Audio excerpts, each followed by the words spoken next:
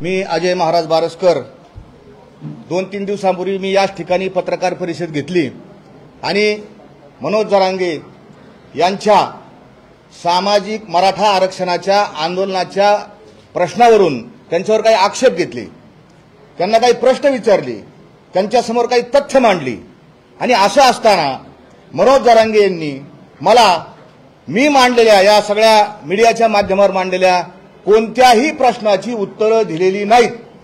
मी त्यांच्यावर कोणतेही व्यक्तिगत आरोप केले नव्हते, काहीही केलं नव्हतं। मी त्यांना मराठा आरक्षण संबंधाने प्रश्न विचारले। आपण वारंवार भूमिका बदलता, आपण पलटी मारता। ज्या मुद्द्यावर समाजाने आपलं नेतृत्व मान्य केलं ते पारदर्शकपणा, तो पारदर्शकपणा आपण गमावलेला आहे। आपला अभ्यास कमी आहे, कायद्याचं ज्ञान कमी आहे। या सगळ्या मुद्द्यावर त्यांना मी काही प्रश्न विचारले।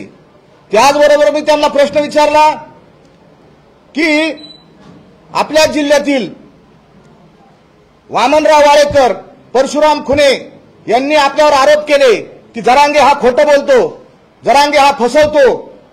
नारायणगडावर भगवा झेंडा लावायचं सांगून आमच्या पोरांना नेलं आणि त्यांच्यावर न्यायालयामध्ये हल्ला करायला लावला। 5 वर्षाची शिक्षा झाली। जरांगेंमुळे आमचं घर, आता मराठ्यांची घरं उद्ध्वस्त झाली।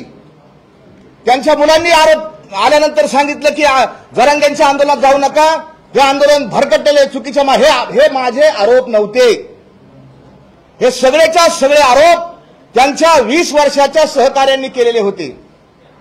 असे प्रश्न मी विचारल्यानंतर आणि अधिकार आहे मला विचारण्याचा।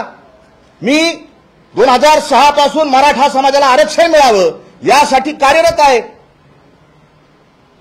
पिटिशन केली, आंदोलने केली, अनेक काही गोष्टी केल्या। मी मराठा समाजाचा आहे, मला तो पूर्ण अधिकार आहे। जगद्गुरु तुकोबारायांचा अपमान केला, त्यांनी माफी मागितली। ती माफी सुद्धा त्यांची अहंकार मिश्रित होती। त्यांच्या स्वभावावर मी बोट ठेवलं। तुमचा स्वभाव अहंकारी आहे, तुमचं मीपणा, माझपणा, श्रेयवाद या सगळ्या त्यांच्या गोष्टीवर मी त्यांच्या अवगुणावर बोट ठेवलं।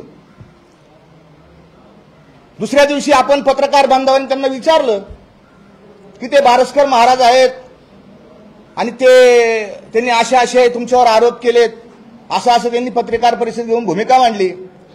काय उत्तर दिले त्यांनी? मी त्यांना आपल्या समोर साक्षीला विचारतो। मी त्यांना प्रश्न विचारले, सामाजिक या मराठा आरक्षणाच्या विषयी प्रश्न विचारले, उत्तर काय दिलं त्यांनी? तो काय महाराज एका बांधव नारायण महाराज झालाय, तो त्याच्यावर बलात्काराचे आरोप आहेत, त्यानं विनयभंग केलाय। 8 वर्षापूर्वी त्यानं बलात्कार केला, 7 वर्षापूर्वी त्यानं विनयभंग केला। कुठलाच आधार नाही। एक म्हणजे मला कल्पनाच नाही की अशा पद्धतीनं जरांगे खालच्या पातळीला जाऊ शकतात। याचं कारण मी जे प्रश्न विचारलेत त्या प्रश्नांची उत्तरं जरांगेकडे नाहीत, कारण त्यांचा रस्ता चुकलेला आहे।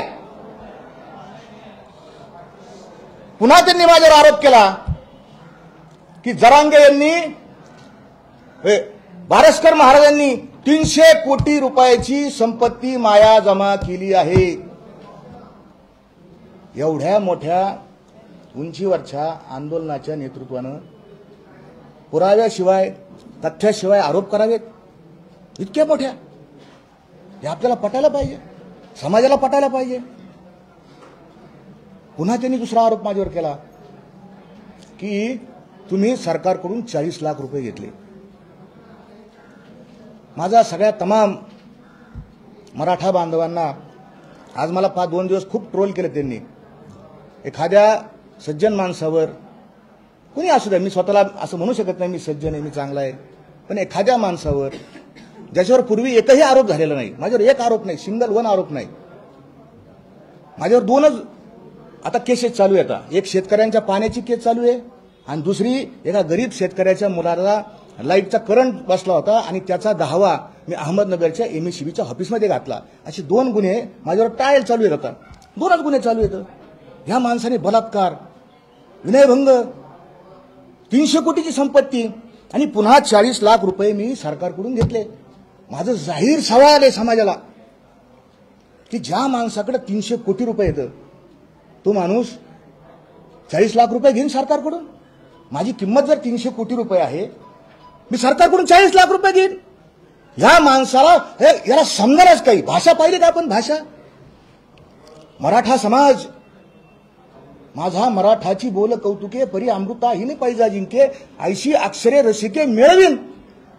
जो माणूस उच्च नेतृत्वाच्या पदावर असतो त्याने कशी भाषा केली पाहिजे, काय बोललं पाहिजे, काय वागलं पाहिजे, काय बोललं आपण ऐकलं सगळं. आपण कसं, मला प्रश्न विचारला, मला पडला प्रश्न का अजून काय आरोप केला त्याने. माझ्यावर तर केलेच आरोप, पण तुमच्यावर सुद्धा आरोप केले. लोकशाहीमध्ये प्रसार माध्यम, वृत्तवाहिन्या, पेपर हा चौथा आधारस्तंभ मानलेला आहे. तुमच्या समोर तुमच्यावर जरांगेंनी आरोप केलाय की मला 19 वर्ष लागले, मला मीडिया मिळाला नाही. आणि ह्या महाराजाला कसं काय मिळालं मीडिया? कुणी पत्रकारांना पैसे दिले? तुमच्यावर आरोप. जे माझे पत्रकार बांधव त्या अंतरावरी सराटीला, तिथं काय हॉटेल नाही, अन्न नाही, पाणी नाही, राहायला जागा नाही, आपले लेकरं बाळ इकडे तिकडे सोडून रात्रंदिवस तिथं कधी पण हजर आहे तिथं. मग आम्ही असंच विचारायचं तुला कसा मीडिया मिळाला? अरे तुला मीडिया मिळाला नाही, तुझ्या पाठीमागा जो समाज आहे मराठा समाज, त्या मराठा समाजामुळे मीडिया तिथं आलेला आहे. त्या मराठा समाजाचे दुःख, वेदना जी तुझ्या रूपातून प्रगट होती ते मांडण्याकरता मीडिया तिथं उभा आहे. हा माणूस बेछूट झालेला आहे, बेताल झालेला आहे. आणि म्हणून मी कळकळीचं आवाहन केलं. याने पुन्हा माझ्यावर आक्षेप केला, आरोप केला की याचा ना आमचा काही संबंध नाही. या बारस्कर महाराजाचा, बारस्कर म्हणलाच नाही तो, त्याची संस्कृती नाही त्याची, त्याचा ना आमचा संबंध नाही. बांधवांनो, मी त्या दिवशी गेलो तिथं, मी फक्त त्याला म्हणलं पाणी पे. मी तुकाराम महाराजांच्या भंडारा डोंगरावरून आलोय. भंडारा डोंगरावर जो जगद्गुरू तुकोबारायांच्या पदस्पर्शानं पणित झालेला डोंगर आहे, त्या डोंगरावर माझं संस्था, माझ्या तिथला सातबारा, 17 गुंठे सातबारा माझ्या नावावर आहे. भंडारा डोंगराच्या सातबाऱ्यावर माझं नाव आहे. अनेक लोकांनी आक्षेप घेतला यांचा आमचा काही संबंध नाही, पण ज्या उतार्यावर जगद्गुरू तुकोबारायांचं नाव आहे त्याच उतार्यावर माझं नाव आहे. मी आपल्या समोर आत्मविश्वासाने इतक्या कॉन्फिडन्सली इतकं कसं खोटं बोलणार? आमचा काही याचा काही संबंध नाही. आणि अशा पद्धतीनं या जरांगेंनी आरोप केल्याचा आमचा काही संबंध नाही. माझं आपल्या माध्यमातून सगळ्या समाजाला सांगणं आहे की यांनी मला बोलवलेलं आहे, मी तिथे गेलेलो नाही. माझ्याकडे पुरावे आहेत आणि ते पुरावा मी तुमच्यासमोर सादर करणार आहे. ज्या दिवशी अपमान झाला, सगळ्या लोकांना शिव्या दिल्या आणि शेवटी तुकोबारांना हा माणूस संतन फंत म्हणला, आपण सहन कसं करता? माझी देहू संस्थांच्या लोकांना विनंती आहे, ठीक आहे माझा ना आपल्या संस्थांचा याचा संबंध नाही, काय नाही, तिथल्या आर्थिक व्यवहाराचा संबंध नाही, तिथल्या कसला निर्णय घेण्याच्या प्रक्रियेचा संबंध नाही, परंतु आपण कसं समर्थन करू शकता? जगद्गुरू तुकोबारायांचे अभंग या जरांगेंच्या सांगण्यावरून बदलले जातात. केवळ हाला हा म्हणायचं, अरे मी पण मराठा आहे, मराठाला आरक्षण मिळावं असं मलाही वाटतं, आम्ही रात्रंदिवस कष्ट केलेले आहेत. जरांगेंनी जो आरोप केलाय त्या आरोपाचं खंडन करताना मी असं खंडनच करत नाही, मी पुरावा देणार आहे. मला तिथे बोलवलेलं आहे. जरांगेच्या आसपास जी कोर कमिटी आहे, ती टीम आहे, जे सहकारी आहेत, त्यांनी हा प्रकार पाहिला. आणि कुणालाच, कोणत्याही सज्जन, कोणत्याही सभ्य, कोणत्याही विवेकी, कोणत्याही प्रज्ञावान माणसाला जरांगे यांची भाषा, जरांगे यांनी केलेले बेछूट आरोप, त्या दिवशी त्या स्टेजवर शिवाजी महाराजांच्या पुतळ्याच्या खाली दिलेल्या शिव्या, या कुणालाही सहन होऊ शकत नाही. ही आपली संस्कृती नाही, आपली भाषा नाही. हे त्यांना वाईट वाटलं सगळ्या लोकांना. जरांगेंच्या बरोबर जे काम करतात ते गावकरी असतील, त्यांचे सहकारी असतील, त्यांनी मला फोन केला आणि त्यांनी सांगितलं, महाराज कालचा जो प्रकार झाला तो प्रकार, त्याबद्दल आम्ही सगळे गावकरी, या आंदोलनाची टीम आपली माफी मागतो. माझ्याकडे पुरावा आहे, मी बिगर पुराव्याचं बोलणार नाही. मी आवाहन केलं वारंवार की जरांगेंनी पुरावे द्यावेत. मी आपल्याला त्यांचा आलेला फोन, मी त्यांना विनंती केली, मला आता माझ्या अस्तित्वाचा प्रश्न झाला ना, लोक आज समाज माध्यमावर माझ्यावर अतिशय भयानक खालच्या रीतीनं, कालपर्यंत मी तुमच्याकडे प्रेस व्हायच्या आधी मी खूप चांगला होतो, मी सत्य सांगितलं समाजाला, आणि मी सत्य सांगायची, सत्याची किंमत फारच असते. आज अशी परिस्थिती आहे की आमच्या सगळ्या घरच्यांना कसं जगायचं, कसं वागायचं, हा माझा सगळ्या समाजाला प्रश्न आहे. चांगली माणसं राजकारणात काय येत नाही, हे चिंतन हे कारण आहे. कशाला या घाणीत जायचं, कशाला या चिखलात जायचं, कशाला सत्य सांगायला जायचं. मी आपल्या समोर तो पुरावा मांडतो की हे जे सगळे सहकारी आहेत त्यांचे, त्या सहकार्यांनी मला स्वतःहून फोन केला आणि ते काय म्हणाले,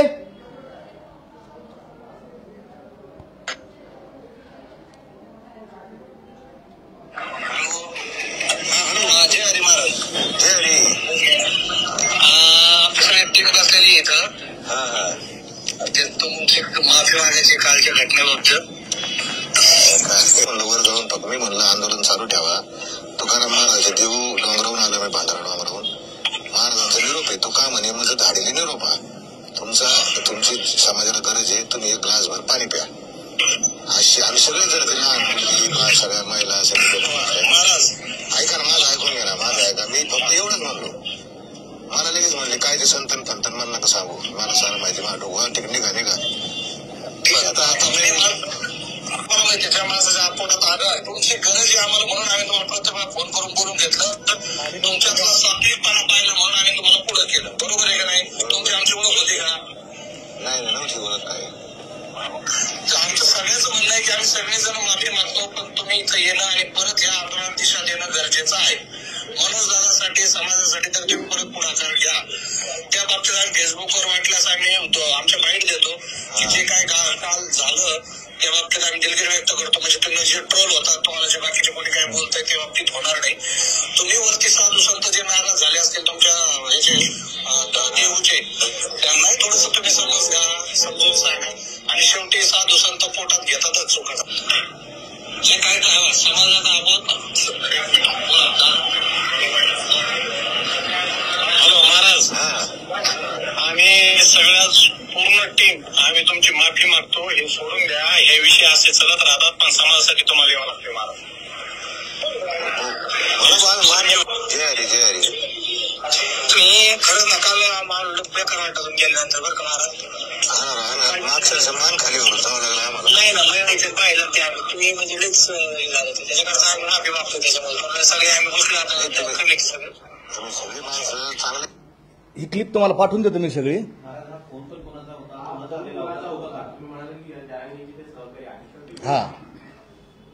हा जो फोन त्यांच्याबरोबर असलेले डॉक्टर तारक, त्यांच्याबरोबर असलेले सरपंच तारक, श्रीराम भाऊ, संजू भाऊ, अनेक लोक, ते सगळेजण बसले होते. आणि त्या टीमने असा गोल सगळ्यांकडे राऊंड दिला आणि माझी आणि यादव सरांची त्यांना स्वतंत्र फोन केला, त्यांची स्वतंत्र माफी. मी त्यांना म्हणलं तुम्ही आमची इथं माफी मागता फोनवर, आमचा अपमान, आमचं जे आहे तुकोबाराय असन किंवा काय जे झालं असन ते कुठं झालंय, समाज माध्यमावर झालं, चॅनेलवर झालं, असं कसं आमचं नुकसान भरून येईल. ते म्हणले आम्ही सगळं बाईट करतो आणि फेसबुकवर टाकलं, आपण ऐकलेले. माझा प्रश्न असा आहे, मी आपल्यासमोर पुरावा दिला आणि माझ्याकडं मला तुम्हाला कालच सांगितलं मी की मला शंका आल्याबरोबर मी पुरावे जमा करायला सुरुवात केली, कारण मी वकील आहे. जसं मी महाराज आहे ना, तसं मी वकील सुद्धा आहे. मला शंका आली आणि तुम्हाला सांगतो, आम्हाला पुन्हा काय म्हणले ते, महाराज तुमची गरज आहे, तुमची गरज आहे, आम्ही तुम्हाला बोलवलंय, तुम्ही या आंदोलनाला दिशा देणं गरजेचं आहे, मनोज दादाचे प्राण वाचवणं गरजेचं आहे, तुम्ही परत या, तुम्ही परत या, तुम्ही परत या. आमचा अपमान आम्ही गिळून आम्ही परत गेलो तिथं. दुसऱ्या दिवशी परत गेलो आम्ही तिथं. चला, कशासाठी गेलो आम्ही, समाजासाठी गेलो. तिथं गेल्यानंतर हा हेकड माणूस यांनी पाहिलं, त्याचं कसं आहे, सारखे सारखे गणित बदलत राहतात डोक्यामध्ये. आणि पुन्हा त्या माणसानं, त्याच्या आधीच तुम्हाला सांगतो, आमची वाट पाहत थांबली, सगळी टीम गावात वाट पाहत थांबली. आम्ही 4 वाजता तिथे गेलो. 4 वाजता एका घरामध्ये सगळी टीम बसलेली होती, सगळे सहकारी बसले होते, एसडीएम बसलेले होते, प्रांत बसलेले होते, तिथं तहसीलदार बसले होते, DYSP बसले होते. आणि हे सगळे बसलेले असताना आमची मिटिंग झाली, आता वर जाऊन त्यांना काय सांगायचं आणि कशा पद्धतीने उपोषण थांबायचं, त्यांचा जीव वाचवायचा, या मुद्द्यावर चर्चा झाली. त्याची सगळी रेकॉर्डिंग माझ्याकडे, कुणी म्हणू शकत नाही. फोटो आहेत माझ्याकडे, त्याचे व्हिडिओ काढलेले आहेत, सगळ्यांनीच काढलेले आहेत तिथं, कारण कोणाच्या अंगावर येऊ नये म्हणून सगळे. तिथं एक वकील होता, त्या वकिलांनी सगळे पॉईंट लिहून काढले आणि सगळेजण स्टेजवर गेले आणि पुन्हा मनोज दादांनी काय सांगितलं, हे का ते असं करतात. माझ्याकडे त्यांची सुद्धा रेकॉर्डिंग आहे, मनोज दादांची. मनोज दादा म्हणलो मी आता आज, मला लय सांगितलं तुम्ही संयमित पत्रकार परिषद घ्या, तुम्ही लय आक्रमक बोलता. त्यांची रेकॉर्डिंग आहे माझ्याकडं, मी तुम्हाला योग्य वेळी ऐकून दाखवीन. काय माझा उद्देश हो, ह्या माणसाला माझा काय दुश्मन आहे का, याने माझं काय फार वाटोळं केलं, काय केलं, असे असंख्य शेकड्याने पुरावा माझ्याकडे येतं. मी हे तुमच्याकडे सादर केलं. मला एकच सांगा, आम्ही इतक्या दिवस थांबलो फक्त समाजाचं नुकसान होऊ नये. मी मराठा आहे, मला माहिती चळवळ किती दिवसांनी उभा राहते, किती दिवसांनी यश येतं. परंतु ह्या माणसाची जी अक्कल शून्यता, आम्ही काय आरोप केले होते, आमचा जो आरोप होता ह्या माणसावर तो अपारदर्शकतेचा होता. हे कसं चॅनेल लावलं, लोकांनी का डोक्यावर घेतलं, सगळ्या मिटिंग. मग मी प्रश्न विचारला ना, लोणावळ्यामध्ये तुम्ही बंद दाराच्या आड का मिटिंग घेतली, का सरकारी उच्चस्तरीय सरकारी अधिकारी मग काय मिटिंग घेतली. काल परदिवशी आपण कोणीतरी विचारलं चॅनेलवाल्यांनी, काय उत्तर दिलं होतं नाही, जरांगींनी काय उत्तर दिलं माहिती का, बंद दाराच्या आड का मिटिंग घेतली. ते म्हणले मला गार वाजत होतं. तुला लाल रग कमवून नाही आला मग गार वाजत होतं, हा तुझ्या अंगावर 24 तास जो रग असतो ते न्यायचा ना, गार वाजत होतं. हजारो मराठा तरुण लोणावळ्यामध्ये वाशीमध्ये बाहेर झोपलेले आहेत ना, त्यांना नाही गार वाजत, त्यांनाही गार वाजतं. आणि तू उत्तर आहे त्याचं, आपल्याकडे रेकॉर्डेड आहे ते उत्तर, गार वाजत होतं. मग गार वाजत असताना ठीक आहे, गार वाजत, मग मीडियाले का आत नेले तुम्हाला. आत लोणावळ्याच्या त्या बंद बंगल्यामध्ये तुम्ही आत काय चर्चा केली, काय डील झाली, काय डील झाली, उत्तर द्यावं लागेल. 36 तास वाशीमध्ये तुम्ही थांबला.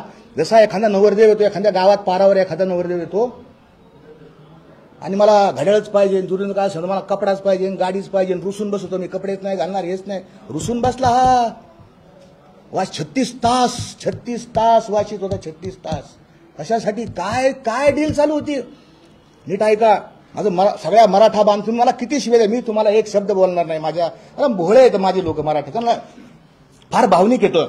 भावनेचा टेम्पोवर करून त्यांना भडकवायचा आणि बुद्धीचा. माझ्या आजपर्यंत मला खूप ट्रोलिंग झालं, पण एकानं शिंगण लाईन मला उत्तर नाही दिलं, महाराज तुमचं हे चुकलं बरं का.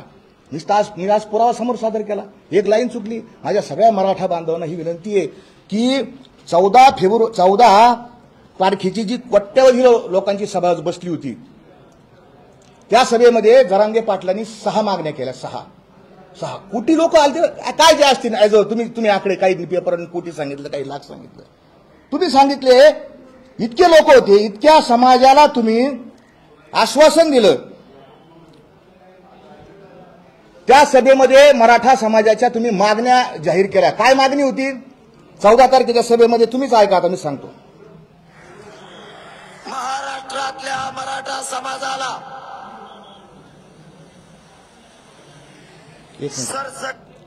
परत घेतो. हा, महाराष्ट्रातल्या मराठा समाजाला सरसकट कुणबी प्रमाणपत्र देऊन मराठा समाजाचा ओबीसी मध्ये समावेश करावा. 2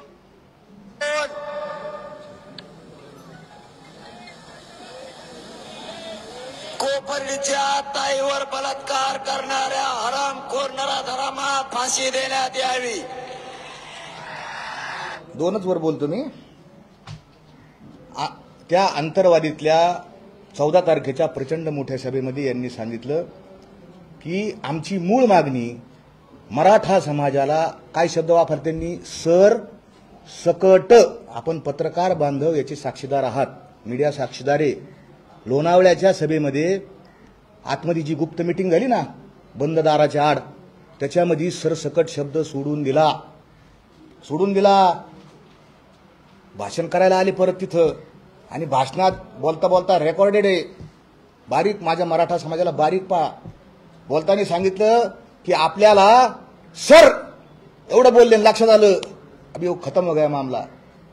सरसकट नाही म्हणले, सगळे सोयऱ्याचं आपल्याला कायदा झाला पाहिजे. आंतरवालीतून निघाले सरसकटसाठी आणि लोणावळ्यात आल्यानंतर मागणी बदलली, सगळे सोयरे. का हो जरांगे पाटील, असं काय झालं की तुम्ही सरसकट शब्द सोडला? काय झालं समाजाला सांगा ना तुम्ही, काय झालं? जो ड्राफ्ट आम्ही 18 तारखेला तुम्हाला तिथं दिलता, तोच ड्राफ्ट तुम्ही तिथं वाशी स्वीकारला, गुलाल लावला.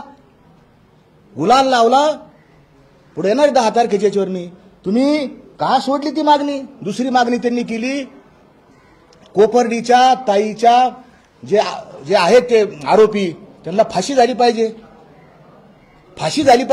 ही मागणी कोणाकडे करावी? मॅटर न्यायालयामध्ये प्रलंबित आहे. मग हे सरकारला मागणी करावी. कायद्याचं ज्ञान नेतृत्वाला असलं पाहिजे का नाही? कोणाला मागणी करावी? सरकारला फाशी द्या. सरकार काय पत्र काढीन का? या आरोपीला फाशी द्या. फाशी द्यायची सही कोण करीन? न्यायालय करीन.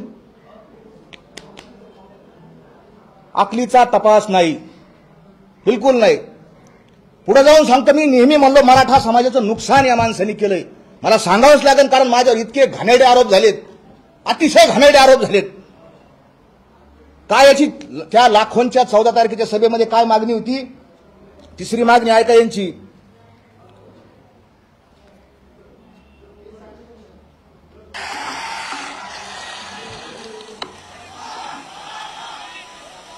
मराठा आरक्षणासाठी बलिदान दिलेल्या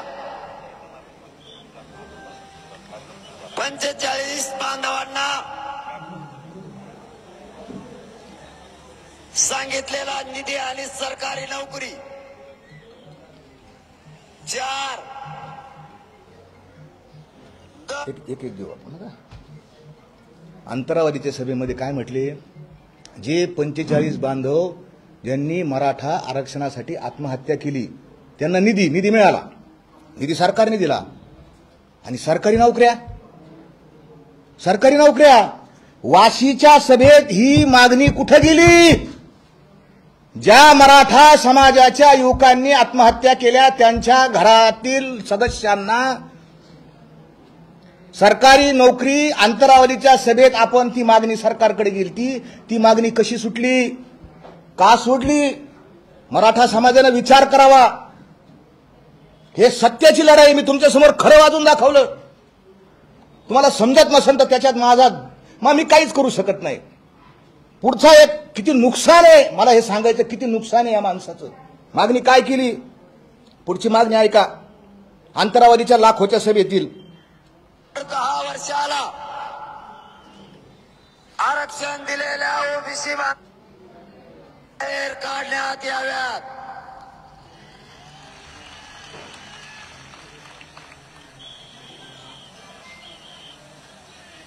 सारथी संस्थेमार्फत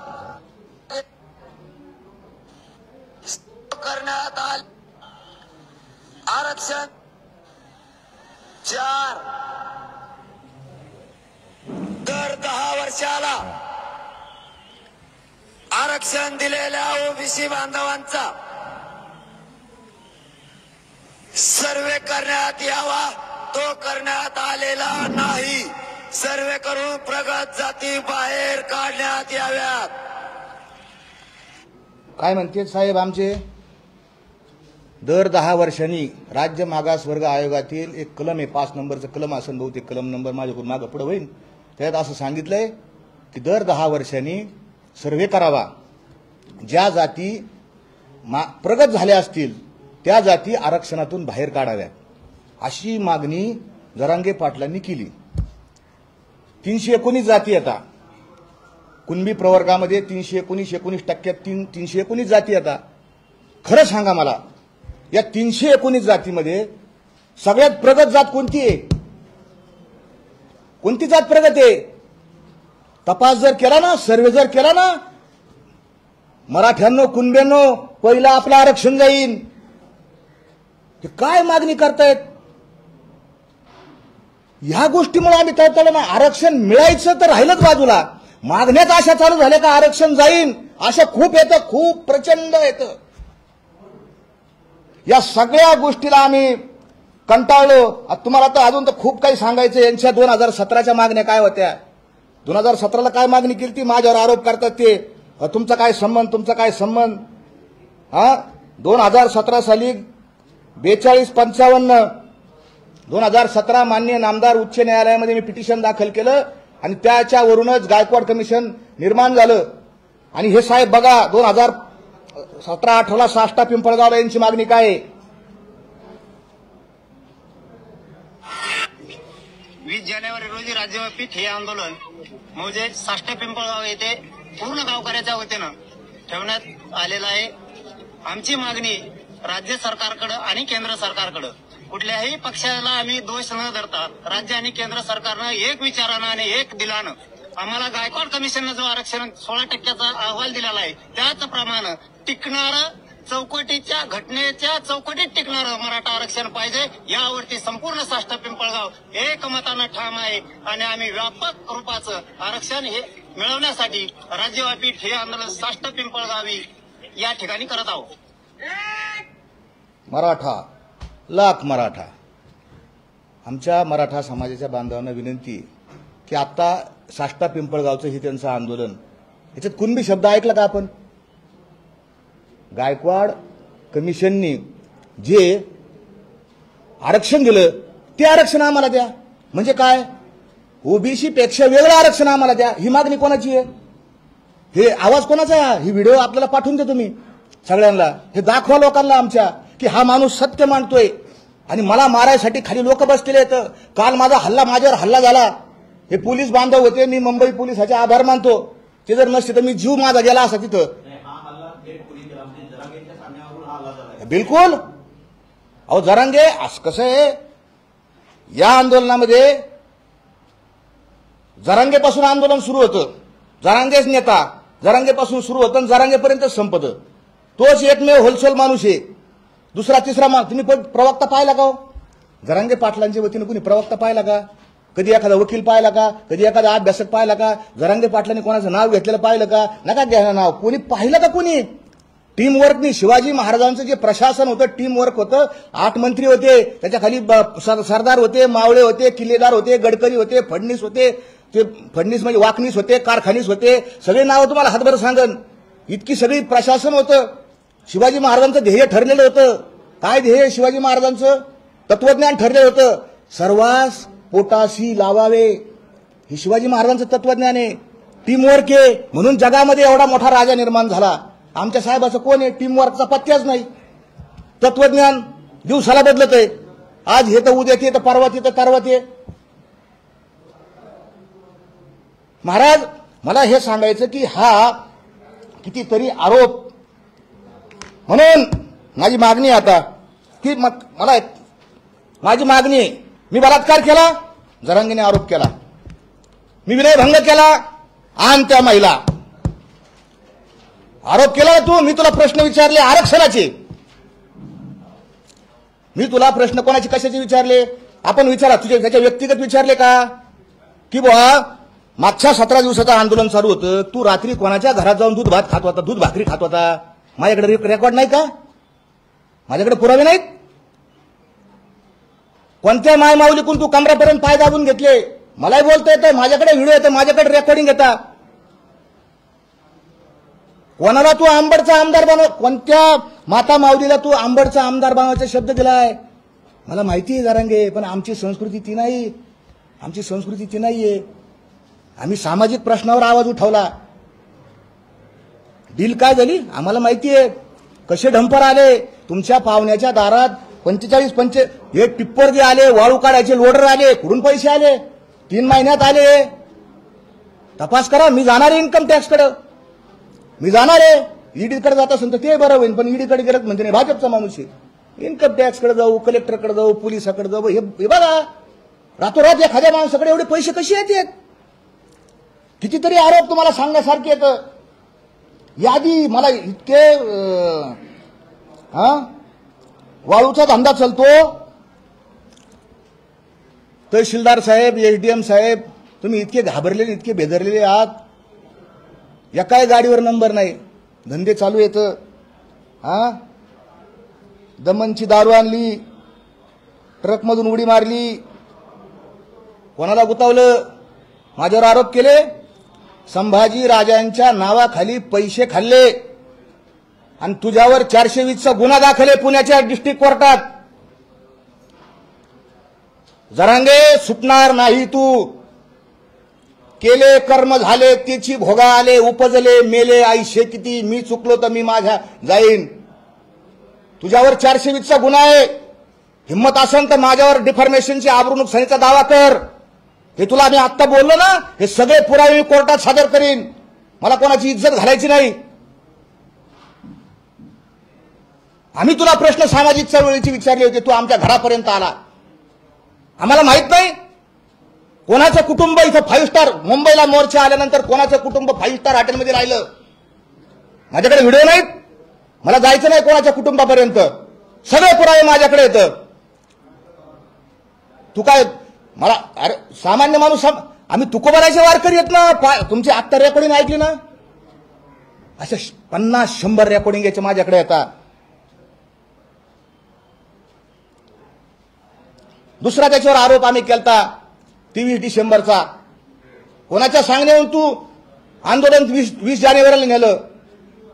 वाचलं सगळं. 16 तारखेचं जे होतं 10 तारखेला कोणाच्या सांगण्यावरून उपोषणाला बसला. तू अपारदर्शक आहेस, तुझ्याकडे अभ्यास नाही, तू विश्वास पात्रता गमावली, पलटी मारली. तू जा कोर्टात, माझ्यावर डिफॉर्मेशन कर, सगळे पुरावे देईन. आझाद मैदानात जायचं म्हणजे जायचं. आरक्षण नाही मिळालं तरी जायचं. आणि आरक्षण, बोला ना पत्रकार साहेब, तुम्हीच साक्षीला होते ना, मिळालं तरी जायचं. कोणाचे शब्द येतं? का पलटी आणली, का पलटी आणली? तुझ्यावर विश्वास नाही आमचा, जरांगे विश्वास नाही, माझा तरी नाही. उद्या आता हा म्हणतो हे षडयंत्र आहे, ट्रॅप आहे. मी ट्रॅप आहे, मी ट्रॅप आहे, मी ट्रॅप आहे. ट्रॅपचा अर्थ तुम्हाला काय सांगितलं? ट्रॅप कोण घालतं? अँटी करप्शनचे लोक ट्रॅप घालतात. कोण ट्रॅप घालतं? Anti corruption. कोणावर घालतात? ज्यांनी काळा धंदा केला, काळे पैसे कमवले, त्याच्यावर ट्रॅप घालतात. तू काळा धंदा केला का? काय केलं? ट्रॅप काय आहे ह्याच्यात? काय मी आपल्या समोर मांडलं, काय ट्रॅप आहे याच्यामध्ये? तथ्य सत्य आहे. अजून लोक आले तुझं सांगण्याकरता, अजून लोक आलेले आहेत. तो म्हणतोय ना आज षडयंत्र रचलं जात आहे, षडयंत्र.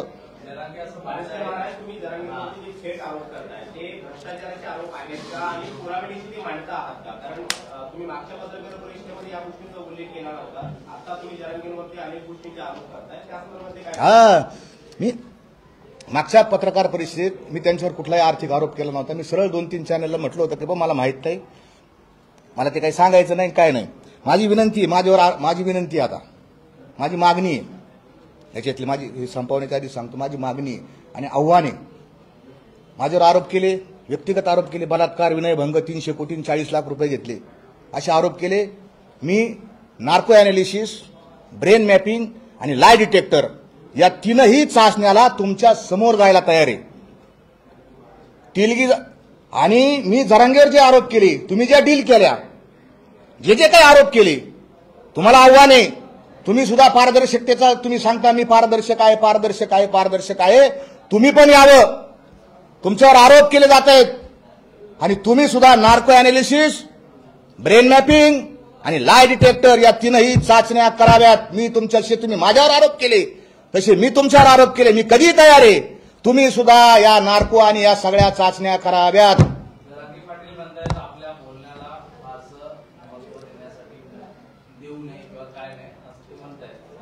का म्हणतात ते असं?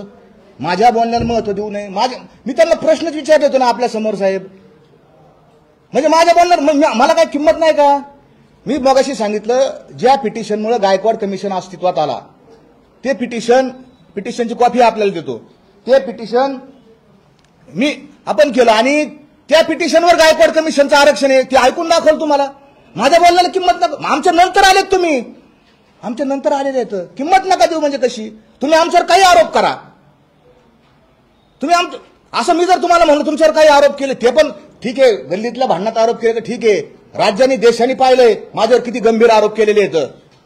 आणि त्यांनी माझ्यावर 40 मिनिटं खर्च केलेत साहेब. हो साहेब, त्यांनी माझ्यावर किती मिनिटं खर्च केलेत? 40 मिनिटं का? एखादा म्हणायला पाहिजे, पहिलंच वाक्य म्हणायला पाहिजे, कोण आहे ते मला नाही माहिती, की खतम करा. किती खर्च केले, किती बोलला तो, त्याची तळमळ, त्याचं ताळताळ, त्याचा फाळफाळ पाहिलं नाही का? उद्या बॉम्ब लागणार आहे, बॉम्ब इथं 11 वाजता या, बॉम्ब फुटणार इथं. मी नाही येणार उद्या. हा इथं आता तो जो म्हणतो ना षडयंत्र केलं जातं, षडयंत्र केलं, त्याच्या हिशोबाने ते षडयंत्र आहे. आणि उद्या इथं सत्य बाहेर पडणार आहे.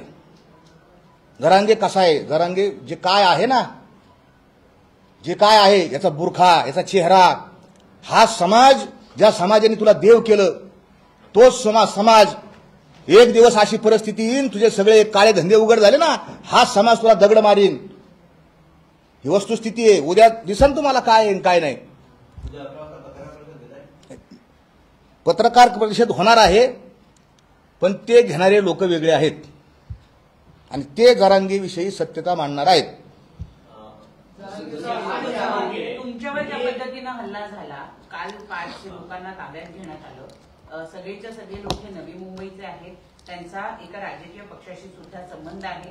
आपल्याला काही कल्पना आहे का, या माणसांना तुम्ही ओळखता का, त्या माणसांचा कुठल्या पक्षाशी संबंध आहे?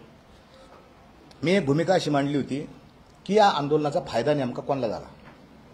लॉजिक मांडलं होतं की तर्क मांडला होता, कुणाला झाला फायदा? तर मराठा समाज नाराज आहे आणि तो विशेष करून सरकारवर नाराज आहे. येणाऱ्या निवडणुकीमध्ये हे मतं कुठं जातील, हे कुठं कोणाला फायदा होईल? आणि साहजिकच ज्यांना फायदा होईल मी ते सुचवलं. मी कुणाचं नाव नाही घेतलं, मी सुचवलं आणि लोकांच्या ते लक्षात आलं आणि त्यांना खूप राग आला. त्या राजकीय हे जे पकडलेले 5च्या 5 लोक आहेत ना, एका राजकीय पक्षाचे येतं, त्यांनी काही दिवसापूर्वी राजीनामा दिला. असं त्यांनी इथं आले माझ्याकडे, ते मला म्हणजे चर्चा करायची, आमचे सहकारी काही पोलीस होते, चर्चा झाली, त्यांचं झाटा. का जरांगे साहेब तुम्ही उत्तर द्या ना, का मारता बरं? तुम्हाला मारायचं तर तुम्ही एक काम करा, समोर या, इथं तुम्ही बसा, इथं मी बसतो, इथं आपण दोघं बसू, आणि जर मी चुकलो, माझ्याकडचे पुरावे तथ्यही नसले, तर मी इथं फाशी घेऊन मरतो माझा एकटाच.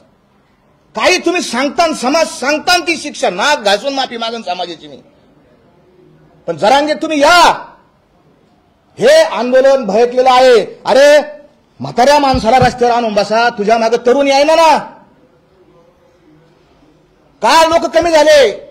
अंतरावलीची जी सभा, लाखोंची सभा होती, ती सभा कमी झाली बीडला.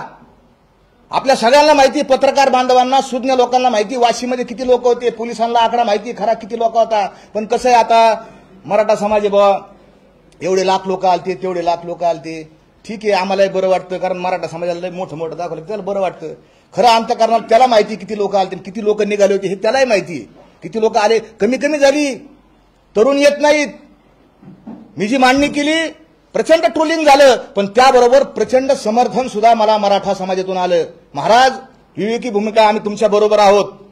अनेक रेकॉर्डिंग्स आलेत, मला अनेक फोन आलेत, अनेक धमक्या आले. आणि हे जे आहे पर्टिक्युलर, मी त्या पक्षात का 20 वर्ष त्या मोठ्या साहेबाचा प्रचार केला. मी 20 वर्ष नगरमध्ये दादा भाऊ जाऊन विचारा, माझी विनंती आहे, विचारा. 20 वर्ष तुमचं काम केलं. भाजपच्या विरोधात आमचा संघर्ष आहे, शिवसेनेच्या विरोधात संघर्ष आहे, आणि तुम्ही आम्हाला मांस मारायला पाठवता. हे फळ देता तुम्ही आम्हाला. तुमचा पाठिंबा आहे त्यांना, कारण तुम्हाला फायदा भेटतो. तुम्ही देहू संस्थानात जो काही मागच्या वेळी उल्लेख केला होता, त्यावर त्याचा देहू संस्थानाने जो काही खुलासा केला की देहू संस्थानाचा आणि महाराष्ट्राचा काही एक संबंध नाहीये, त्यावरती तुम्हाला सविस्तर काय सांगायचं आहे? दुसरं, तुम्ही मागच्या वेळी जे काय म्हणाला होता की जरांगींच्या कोर टीम मध्ये मी 6 महिन्यापासून कार्यरत आहे, तर जरांगीला भेटायला गेल्यानंतर व्यासपीठावरती तुम्ही जी ओळख करून देताय, मी देहूवरून तुकाराम महाराजांचा निरोप घेऊन आलेलो आहे, त्यावर आक्षेप घेतला जातोय की जर कोर टीम मध्ये असणारा माणूस स्वतःची ओळख अशी का करून देतो? यावरती तुम्हाला काय? तुम्ही उशिरा आले का? मला वाटतं ते माझी रेकॉर्डिंग ऐकली पहिली तुम्ही, माफीची रेकॉर्डिंग ऐकली तुम्ही? त्यावर तुम्हाला काय सांगायचं? हा, ते पहिला मी सांगतो तुम्हाला. राजकीय पक्षाचा उल्लेख करता आहे की त्याला फायदा होण्यासाठी, तर नेमका तो पक्ष कोणता हे देखील आपण स्पष्ट केलं तर बरोबर. कारण तुम्ही म्हणताय की मला याचं सगळं माहिती काय झालंय, मी त्या पक्षात 20 वर्ष काम केलंय. 20 वर्ष खूप समर्थन केलं, काम केलं, त्यांचं शेतीमध्ये खूप मोठं योगदान आहे, मला ते आदरणीय आहेत, सगळं खरं आहे. मला दुःख याचं वाटतं की तुम्ही त्यांना पाठिंबा द्या, राजकारण हे चालू आहे, त्याच्यात होतच असतं. पण तुम्ही माझ्यासारख्या म्हणजे मी कीर्तनकार आहे, कुणी नाही जरी म्हणलं तरी मी ऑलरेडी आहेच कीर्तनकार. माझे सगळे नेटवर यूट्यूबवर गावागावात कीर्तन आहे. तर आजही माझ्या साविडी गावानं आमच्या तिथं सगळे आमचे चॅनेल बोलून पत्रकार परिषद घेतली की आमच्या महाराजांवर कोणताही विनयभंग बलात्काराचा गुन्हा झालेला नाही. गेल्या 20 वर्षापासून ते आमच्या गावात कीर्तन करतात आणि याही पुढे ते माझ्या गावाने माझ्यावर प्रेम दाखवलं, पत्रकार परिषद घेतली. देहू संस्थांचं तुमच्या प्रश्नाचं उत्तर मी देतो. भंडारा डोंगर जे आहे ते देहूपासून 6 किलोमीटर अंतरावर आहे आणि तुकोबाराती जीवनाचा अविभाज्य घटक आत्मात्व आहे. त्या भंडारा डोंगरावर जगद्गुरू तुकोबारायांचं मंदिर आहे आणि त्या मंदिराला खेटून, एकदम खेटून, मंदिराला खेटून माझी संस्था आहे. 17 गुंठे ज्या उतार्यावर तुकोबारायांचं नाव आहे, माझं भाग्य आहे. मी समजतो की त्याच उतार्यावर तिथं तुकोबारायांनी मला जागा दिली. त्याच उतार्यावर, सातबाऱ्याच्या उतार्यावर माझं नाव आहे. माझी संत तुकाराम ज्ञानपीठ भंडारा डोंगर पुणे अशी स्वतंत्र संस्था आहे. विद्यार्थी घडवणे, सांभाळणे हे मी काम करतो, स्वतः काम करतो. ते जगजाहीर आहे. पुस्तकांचा, तुकोबारायांच्या संत वाचनाचा प्रचार प्रसार करणं. मराठीत 10 पुस्तकं लिहिली आणि इंग्रजीमध्ये एक तुकासेज नावाचं पुस्तक तुकोबारायांच्या क्वालिटीजवर पुस्तक लिहिलेलं आहे. आणि हा मला बावळटकर म्हणतो, तू 10 पुस्तकं तरी तुझ्या आयुष्यात वाचली का? 10 पुस्तकाचं लेखन मी केलं. मी काय पागल माणूस आहे का? मला कळत नाही का आता हे मी बोलल्यानंतर काय होणार आहे? पोलिसांना माहिती आहे काय होणार आहे. पण मी सत्य बोलण्याचं धाडस दाखवलं. त्यांचा देहू संस्थान जिथं तुकोबारायांचं मंदिर आहे, शिळा मंदिर आहे किंवा ते जे आहे त्याचा माझा काही संबंध नाही. तिथं फक्त ती तुकोबारायांचे जे वंशज आहेत मोरे ते सगळे ट्रस्टी अध्यक्ष होते. बरोबर आहे त्यांचं, त्यांना मी सहमत आहे. पण त्यांना माझी विनंती आहे की तुकोबारायांचे अभंग तिथं बदलले गेले, त्याच्यावर पण आपण भाष्य करायला पाहिजे ना. कालवुनी विष केला अमृताचा नाश तुकोबाराय म्हणतात. तुकोबारायांच्या देखत तुकोबारायांच्या अभंगामध्ये भेसळ झाली. आताही तुमच्या देखत भेसळ झाली तर तुम्ही काहीतरी बोलायला पाहिजे. आपण बोलत नाही. आपण बोलावं, माझा संबंध नाही.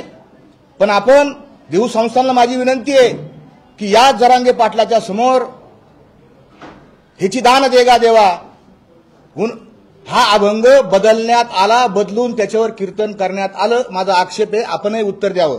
आपल्याला मान्य आहे काही? आणि मग मान्य असेल तर गाथेमध्ये ते लिहून काढा, ह्याची दान देगा देवा, मराठ्याला आरक्षण मिळावा, मराठ्याला आरक्षण मिळावं. मी ह्या मताचा आहे. आम्ही 16-18 वर्ष घातलेत, पण आम्ही गाथ्यात आणि अभंगात लिहिलं नाही. ते आम्ही आमचं स्वतंत्रपणे मांडलेले मत. ते गाथ्यात आणि अभंगात बदल करण्याचा कोणालाही अधिकार नाही. कोर टीमचा दुसरा प्रश्न. कोर टीम मध्ये तुम्ही 6 महिन्यापासून जर कार्यरत आहात तर तुमची तुम्हाला जरांगेला ओळख का करून द्यावी लागते? तो एक जो व्हिडिओ व्हायरल होतोय त्यावर तुम्हाला त्याचं आज सांगतो तुम्हाला. असं मी जरांगेचं असं हे डोका असे, मी जरांगेच्या समोर नाही. आपण नीट पाहावं. आणि जरांगे असं पाहतायत, मी जरांगेच्या ह्या बाजूला आहे. मी जरांगेंच्या सांगितलं त्यांच्या कानात, बाबा मी बारसकर महाराज, कारण ते माझ्याकडे पाहतच नव्हते. ते झोपलेले होते ना ते असे. त्यांचं तोंड कुठं होतं आपण पहा चॅनेलवर सगळं, त्यांचं तोंड तिकडं होतं. मला त्यांना आणि त्यांची ज्यावेळेस त्यावेळेस मला सांगावं लागलं त्यांना, डोळे झाकलेले होते त्यांचे. मग तिने डोळे उघडले आणि मग ते बोलले. तुम्ही ऐकलं असेल त्याच रेकॉर्डिंगमध्ये एक ऐकलं असेल साहेब, ते म्हणले आलात 15 दिवसातून. एवढं तर ऐकलं असेल हो साहेब, आलात 15 दिवसातून हे तर ऐकलं असेल. हा 16 तारखेपर्यंत काही कामच नव्हतं ना अंतरावलीत. अध्यादेशमध्ये क्लिअर कट लिहिलं होतं 16 तारीख किंवा 16 तारखेच्या नंतर अध्यादेश जी आधी मसुदा आहे, अधिनियमाचा मसुदा अंमलात येईल. मग मध्ये काय काम आहे अंतरावली? आम्हाला काही कामं धंदे आहेत नाही घरचे, कीर्तन येतं, प्रवचन येतं. ती एवढं तर ऐकलं असेल आपण 15 दिवसातून आलात. आपण आता रेकॉर्डिंगमध्ये ऐकलं की महाराज तुमची आम्हाला गरज आहे, तुम्ही या आंदोलनाला, आपल्याला दिशा द्यावी लागेल, मनोज दादाचे प्राण वाचावे लागतील. सगळ्या गावकऱ्यांनी माफी मागितली, मला पुरावा दिला आपल्या समोर. याच्यापेक्षा काय बोलू? आणि मी नार्कोचं आवाहन केलेलं आहे जरांगे पाटलांना, आणि मी पण तयार आहे. जरांगेंचं आव्हान हे पेड होतं, आंदोलन जे होतं जरांगेंचं हे पेड होतं. त्याच्या मागे नेमकी राजकीय होती याबाबत आता स्पष्टता नाहीये. आपण म्हटलं एक गोष्ट अशी आहे की तिथले जे स्थानिक आमदार आहेत त्यांचे आणि यांचे बरे संबंध होते. आता आहेत का मला माहीत नाही, कारण ते आजच कळलंय का ते ह्या दिशेला गेलेले आहेत. माहीत नाही अजून पुढं काय आहे, पण त्यांचे संबंध होते. आणि संबंध असल्यानंतर माणसं त्याप्रमाणे काम करतात असं आहे. माझा तर्क आहे, माझ्याकडे काय हे नाही काय असं. पण मागच्या वेळेला असाच एक प्रश्न राजेश टोपेंना म्हणून विचारण्यात आला होता, तेव्हा ते असं म्हणाले की माझ्या गावातून ते आंदोलन आणि ती यात्रा जात होती, जसं इतर लोकांना आम्ही जेवण घालतो तसंच आम्ही जेवण घातलं, त्यापेक्षा जास्त माझं काही उत्तर नाही. आता ते राजकीय उत्तर असतात, राजकीय लोकांची उत्तर हे राजकीय असतात त्यांच्या. पण बरोबर आहे त्यांचं, आमच्या इथून सगळ्याच लोकांनी जेवू घातलं, जे जे आमदार होते सगळ्यांनी जेवू घातलं. परंतु असं काय असू शकत नाही, संबंध असल्यानंतर माणसं गुप्त मिटिंग घेतात, फोन होतो, सगळं होतं. मुंबईपासून सगळ्यांनी आरोप केले होते ज्यावेळेला हे आंदोलन सुरू होतं त्यावेळेला की इतक्या मोठ्या इतक्या गाड्या, इतके हे सगळे जेसीबी, फुलांची उधळण, याच्या सगळ्या गोष्टी होत्या, त्याच्यासाठी पैसा येतो कुठून? असं आहे, आता आपल्या लक्षात आलं असून आता जीसीपी राहिली नाहीत, आता ती मोठाले हार, ती फुलं ती राहिली नाहीत. कुठे पाहिले का